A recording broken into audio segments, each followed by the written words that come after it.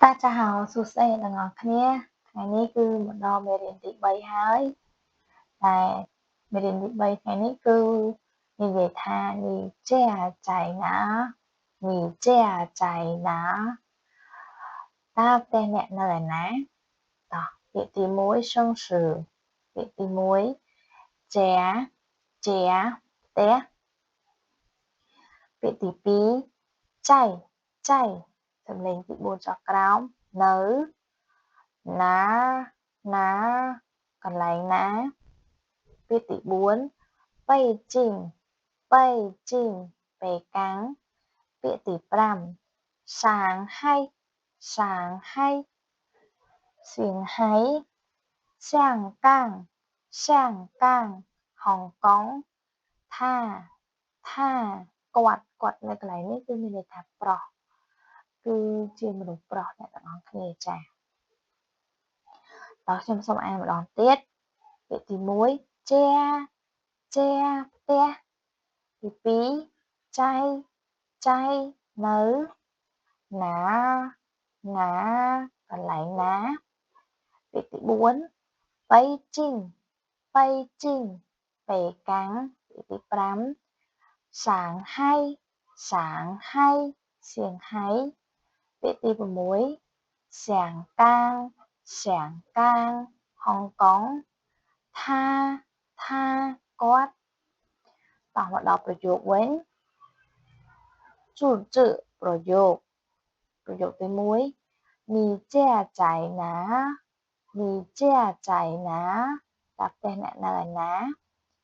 ប្រយោគទី2我家在北京我家在北京ផ្ទះរបស់ខ្ញុំនៅប៉េកាំងពាក្យទី3我家在上海我家在上海ផ្ទះរបស់ខ្ញុំនៅសៀងហៃទី4我家在香港我家在香港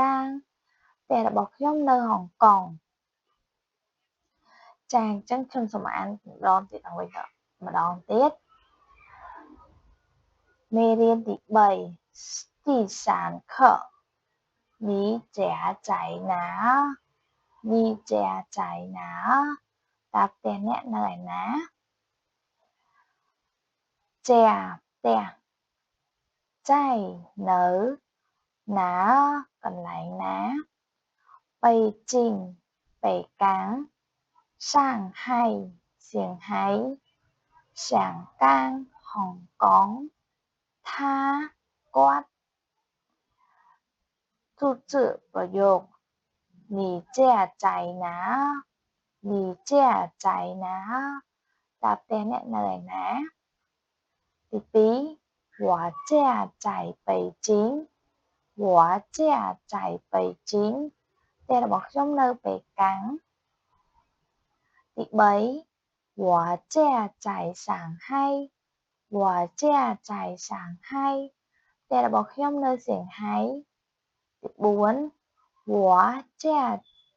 在香港我家在香港ផ្ទះរបស់ខ្ញុំនៅហុងកុងចាវីដេអូទី